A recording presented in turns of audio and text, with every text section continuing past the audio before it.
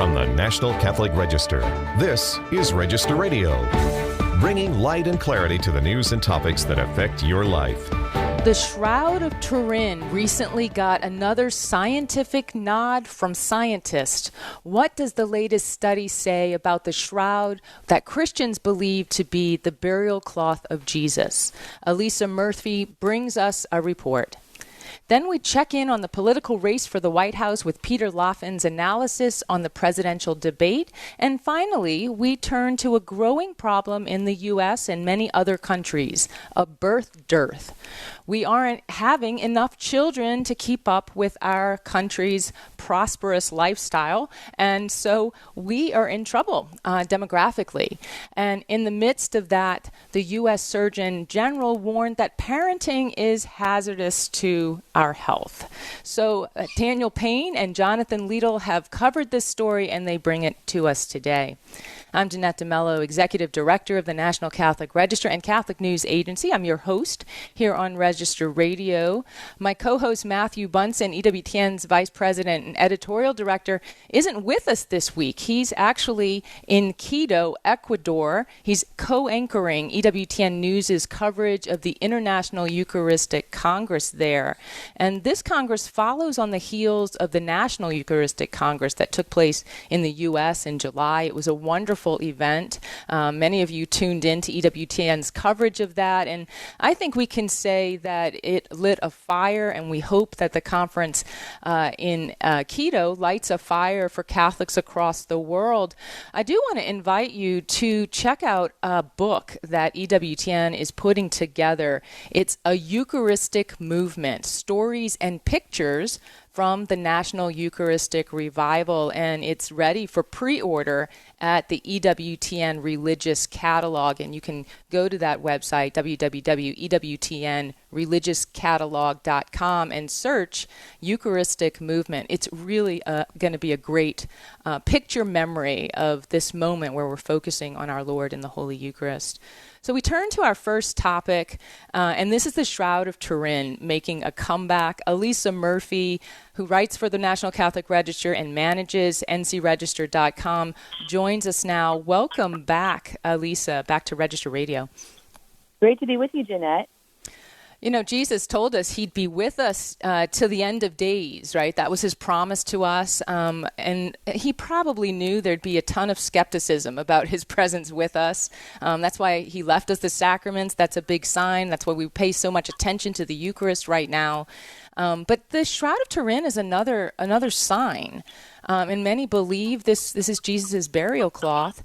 The mainstream media, of course, has always been skeptical about this, and the shrine has made headlines again, Alyssa. So why is the Shroud of Turin in the headlines again? You know, it really is amazing and does speak to the physical reality of Jesus. It was just a couple of weeks ago, all over social media, news was trending about the Shroud of Turin, the burial cloth of Christ. Now, first reports pointed to research actually conducted by an Italian scientist that pointed to the age of the shroud, dating back specifically 2,000 years, coinciding with the time of Christ's death. Now, on deeper investigation, this was actually old news. The Register's own Edward Penton had been the first to report on this amazing research back in 2022. They actually used X-ray methodology to determine the age of the shroud's fibers. Now, interestingly enough, this research was done by tandem with another scientist, Professor G. Fanti of the University of Padua. And it just so happens that while this news is trending, Professor Fanti himself comes out with a new report, new research, that really points to the suffering of Jesus and how the shroud actually shows the way in which Christ was killed. And, of course, I am no forensic scientist, but I got to put that hat on a couple of weeks ago. The New York Post first reported on the study. They said it focused on blood stains and scourge marks found on the shroud that allude to Christ's death by being nailed to a cross. And, of course, I am no hematologist, but the research points to the traces of blood and how this high percentage of creatine found in that blood actually speak to our Christ's last hour on the cross. really breaking down kind of this reduced blood flow to the kidneys and how it spoke to this hypovolemia that our Lord suffered and severe hydration. And reading from the study, it said the high percentage of creatine found really did speak to the suffering Christ experienced. Fanti also spoke to the Daily Mail, speaking to the blood type, and they were able to see, even from this post-mortem blood, this respiratory suffering Christ had experienced on the cross. So it really does speak to not only the death of Christ, but the worst kind of suffering one can imagine. And amazingly, this news was also trending alongside an image created from artificial intelligence based on the Shroud of Turin, an image of Jesus. I'm sure most of our listeners saw it, a very clear image of what AI believed the face of Jesus to look like based on the impressions on the shroud. And Jeanette, we just have to think the Holy Spirit was at work, given the fact that this was all trending during the week of the DNC, the Democratic National Convention, where headlines were swirling about a mobile abortion van being parked outside, a ticking meter of abortions being done right there at the spot. And it was a silver lining, really, the fact that so many were learning about the shroud amid this culture of death so many were grappling with during that week. Yes, I couldn't agree with you more, Alyssa. I mean, just the fact that the image of Christ, or they're not saying this was Christ, but everything points to that, right? This image in the Shroud of Turin of a man who suffered crucifixion 2,000 years ago was all over the place, and I do think it has a tremendous impact. And hopefully just piques the curiosity of those who are unbelievers. The Register wrote a great editorial. It was titled "A Shroud for Our Skeptical Times."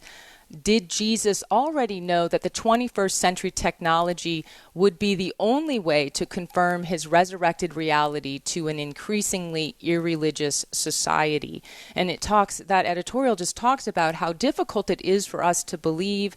We're so steeped in natural sciences and using our reason, but sometimes we fail to allow reason to point us, science to point us to the truth. And here's Jesus saying, hey, you want the scientific method? Well, here's the evidence. And he's even going to use that moment, right, when there's a darkness throughout our country, especially related to moral life and spiritual life. So I couldn't agree with you more that the timing was perfect. And I appreciate you bringing this to the Register. Our listeners can go to ncregister.com, search the Shroud in our search bar there, and you will find Alyssa's latest article, but many other articles about the scientific studies on the Shroud. And so we talked about the DNC. Of course, politics are still in high gear. The presidential election is coming here very quickly. We just had our first debate. I'd like to bring Peter Laffin in. Our audience is very familiar with Peter. He's been on the last few weeks talking about the race to the White House, and he's back now. Hi, Peter. Hi, Jeanette. Thanks so much for having me on. So we watched the first debate, the presidential debate between former President Donald Trump and Vice President Kamala Harris last Tuesday. What are your takeaways, Peter? A few big takeaways from last night, and though we're still digesting it, I think it's important to sit with this as much as we can. Things move so quickly, change so quickly. What's clear from the debate is that Donald Trump did not have a very good night. It seems that he has lost his fastball, and that he is certainly not the debater that he was in 2016, let alone in 2020. He was repeatedly baited by Harris on things like his crowd sizes. At one point, Harris accused Trump rally-goers of leaving his rallies early, and he was triggered from that point on and seemed to get angry and carried away. And he failed. I think the worst point for Trump is that he failed to redirect his answers toward the things that were most significant, important, and strong for him, such as the economy, inflation, immigration. But he just had a very poor debate night in general. Many people who I've read, who've commented on the debate, have said that he even lost the exchange on the Afghanistan withdrawal, which should be absolute bread and butter for Trump. So he just seemed a little slow to the pitch, and he seems like he's lost a step. Yeah, let me jump in here. I mean, I agree. Kamala Harris just really entered the night very aggressive. In fact, I mean, she just went straight to him when she got on the stage, and almost it looked like almost took him off guard, shaking his hand, and from then on she was really quite aggressive, and she did an absolutely amazing job. And I mean, this is to her credit as a debater, but it's not to the voters' credit. She just avoided every question. I mean, she got away scot-free with having to answer for what the administration that she's a part of has done, or answer what her plan is in the future. But I agree with you. She won the debate in the sense that she just dominated the messaging. Yeah, and debates, they're not being scored with official tallies like the debates at Harvard and Yale. These debates, these presidential debates, they're about making impressions. Mm-hmm. And that first impression that she made when she walked across the stage and she shook Donald Trump's hand, she almost forced him to shake her hand and said, "Hi, I'm Kamala Harris." That was a very strong impression. The other big impressions that we got from the night, we had Donald Trump saying the line about Haitian migrants eating pets, eating dogs. These are the things people are going to remember when they walk away from this debate. She also had a couple of very strong make an impression moments, such as, "You're not debating Joe Biden, you're debating me." Mm-hmm. And the impressions that Donald Trump left after the last 15 minutes, so we'll give him a little bit of credit. On the first 15 minutes when we were talking about the economy, he was stronger. But after he was sort of shaken by the crowd sizes comment, he seemed unable to focus and just couldn't leave a positive impression. And I think probably left some negative ones as well. Yeah, let's be clear. I mean, we're having this conversation just the night after the debate. We haven't don't have polls to look at to say how this might roll in the polls, right? Before the debate, they were tied in battleground states. They showed that these states are mostly very evenly divided. The winner is always within the margin of error, so it can flip-flop back and forth. But as you said, Donald Trump is strong on the economy, so he should have been stronger than than his performance in the debate. But the overwhelming majority of our country thinks that our country itself is on the wrong track. So that would also lead you to believe that people would hold Kamala Harris accountable for that as a part of this current administration. It remains to be seen. What should we be watching now as the debate is over? What should we be watching for in the polls? And will there be another debate? I think important to watch going forward is in the polling, if you look at the crosstabs, how is that gender gap? How is that going? Is that getting larger or is that getting smaller? Some people I spoke to last night who I really trust as strong observers on these things are saying, wow, I just don't know if Trump closed the gap with women last night. Mm-hmm. Some of the comments he made toward Harris were very pointed. Somewhat, coming off seeming as disrespectful. If you're putting yourself in the shoes of an undecided woman voter, say in Pennsylvania, how did you feel about the way he was coming off and talking last night? It may not have been great. So I'm looking at that gender gap in the polls. Also, immediately after the debate last night, Harris's campaign manager came out and said, "Okay, we want to do another one of these in October." And this wasn't clear 2 days ago. We didn't think we were going to get another debate. Now it really looks like we're going to get another debate. So, the people who are undecided in these polls right now, there's so few of them. They're probably going to decide the election. The election is razor thin. There's so few of them, so we really have to keep an eye on the crosstabs in the polls to see which part of these demographics are moving. One other thing I think it's really important to say, if there is another debate, there's going to be a huge hoopla over which channel gets to hold it and who the moderators are. because Right. that was an absolute scandal last night. And, there's so much to talk about in terms of the job ABC News did. Yes, but they certainly favored Harris and really lifted her up. And this is going to be something we definitely need to watch. I've read one analysis, and I think it's very important just to state it. There is some sense that Trump's base is so large that a debate like this could possibly not waver at all Trump's numbers, and that's something important to watch. Is Trump strong enough to withstand a poor debate performance? And I think we need to keep an eye on that. So thanks there's a chance that his base is even going to be energized by what ABC did last night with its bias. Exactly. So thanks, Peter, for your coverage of this hot political race. You're listening to Register Radio. We're going to be taking a short break, and then we're going to return to talk about fertility decline across our nation. And so why is parenting getting such a bad rap? Stay tuned for more on Register Radio here on EWTN.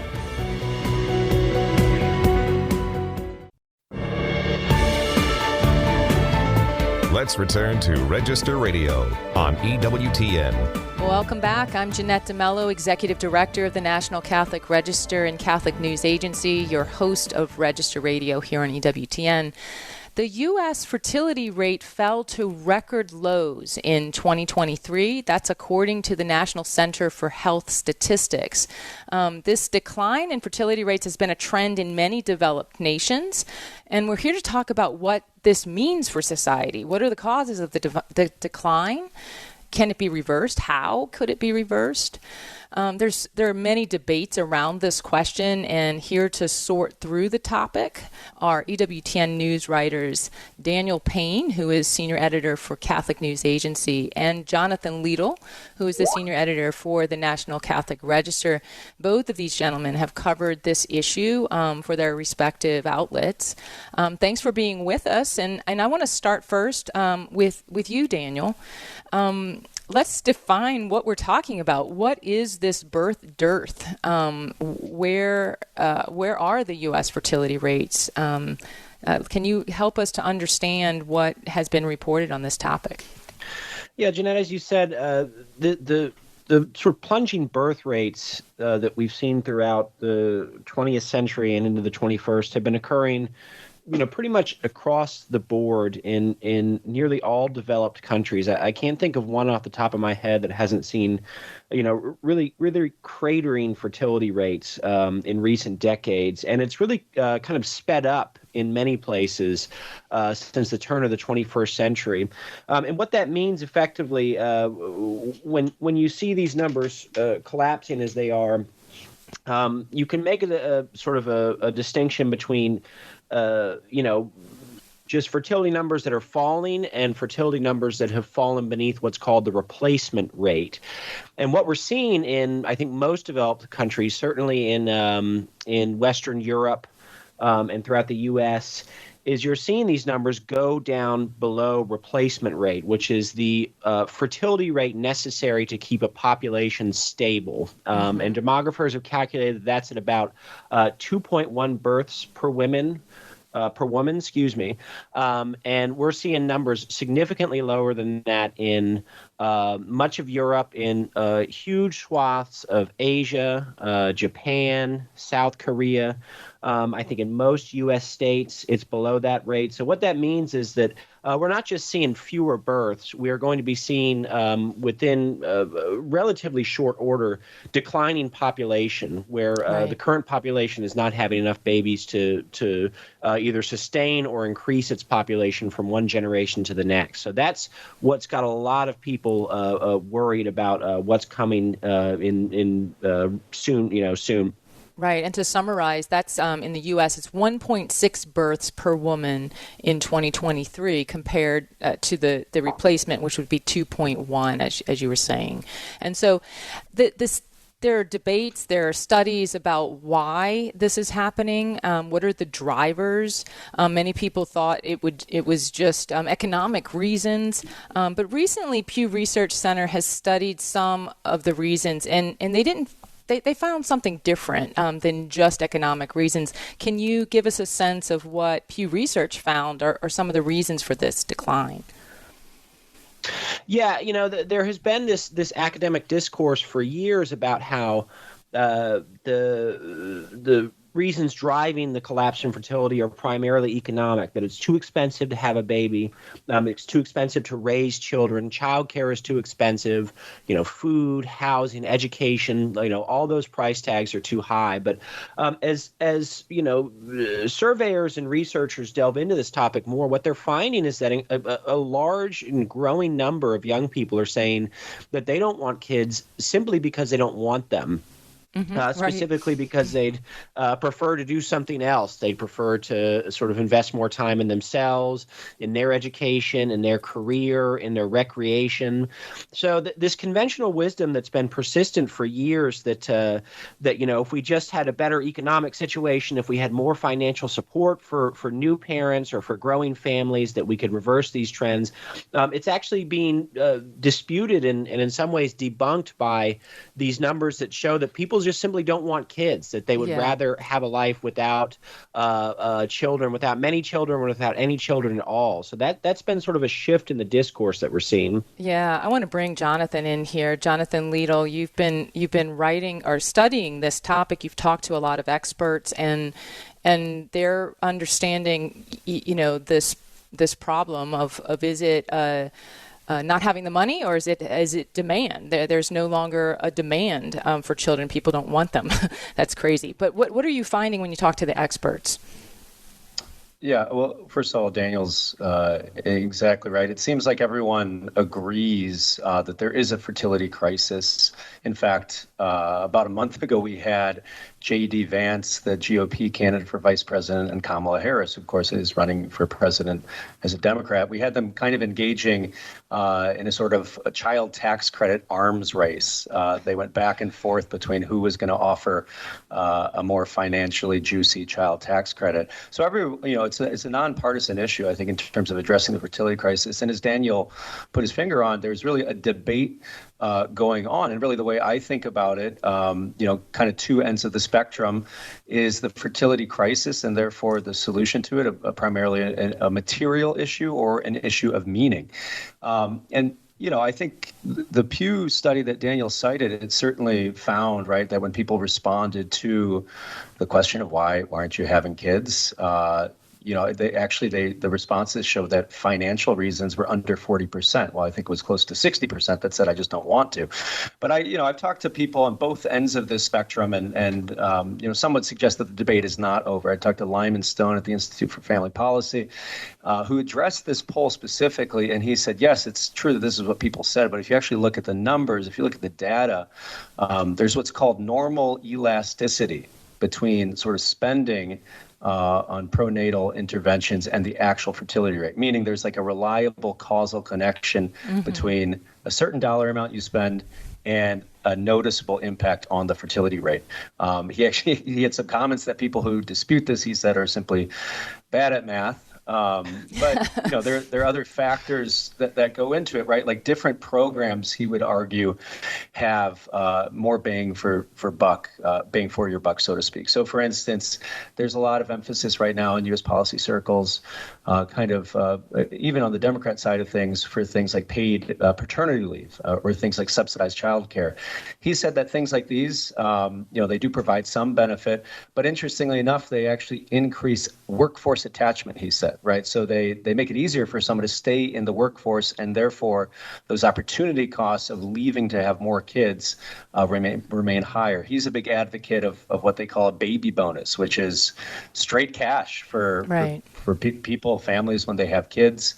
And also other social factors, like Daniel mentioned South Korea. South Korea is a country that has a fertility rate of 0.7%. So if the replacement rate is 2.1 per woman, it's at 0.7. So that means its population is heading to be halved, more than halved in the coming generations. Yeah, I'm going to jump in because we're almost out of time. Yeah. As always, this is a hot topic, something that needs so much discussion. And I'm so grateful that you guys have delved into it, because we can point our listeners to your article, Jonathan at ncregister.com and to Daniel's at catholicnewsagency.com. And it's also in the print edition, which is great. Daniel's is in the September 8th edition, and then Jonathan's will be in that September 22nd print edition. You got to read about this because it's really important. And one of the findings that I've seen in both of your reporting as you talk to experts is that there is some connection to the religiosity of the couples and of the countries in terms of having children. And so part of this debate is what happens when we're no longer religious, when we become consumers, right? And I think that's really important. We're all out of time, so I'm pointing our listeners to our platforms to read about this, and maybe we'll talk about it again soon, because I think it's hugely, hugely important. So thank you so much for being with us and reporting on this. Listeners, remember there's more news, analysis, and commentary at the National Catholic Register, ncregister.com. Thanks for joining us here on Register Radio on EWTN. With my producer, Michael McCall, I'm Jeanette DeMello, and I pray that until next week, God bless you. For more information about the National Catholic Register and about Register Radio, go to ncregister.com. Podcasts of Register Radio are posted on ncregister.com and on EWTN.com. Join us next week at this time for Register Radio on the EWTN Global Catholic Radio Network.